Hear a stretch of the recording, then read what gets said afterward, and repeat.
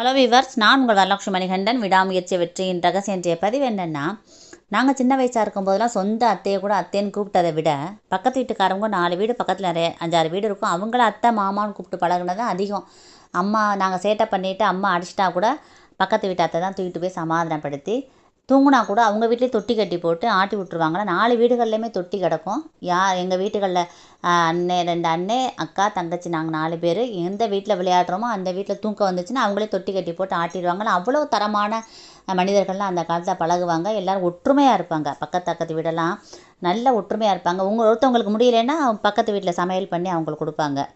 அது மாதிரி ஒரு சின்ன சின்ன ஹெல்ப் பண்ணுவாங்க எல்லாருமே. ஆனால் இப்போ உள்ள மனிதர்கள் அப்படியா இருக்காங்க? பக்கத்து வீட்டுகளில் சின்ன குப்பை அங்கிட்டு பறந்து போனால் கூட பெரிய பிரச்சனை ஆகிடுது. ரொம்ப மனிதர்கள்லாம் மாறிட்டாங்க. பொறுமை இல்லாமல் போயிடுச்சு மனிதர்களுக்கெல்லாம். ஒரு வீடு கட்டணும்னு வச்சுக்கோங்களேன், ஒரு ஜல்லி மணல்லாம் ஒரு பக்கத்து வீட்டு பக்கம் இறக்கிட்டாலே பெரிய சண்டை வந்துடுது. அதாவது பொறுமை தானே முக்கியம் வாழ்க்கையில். பொறுமை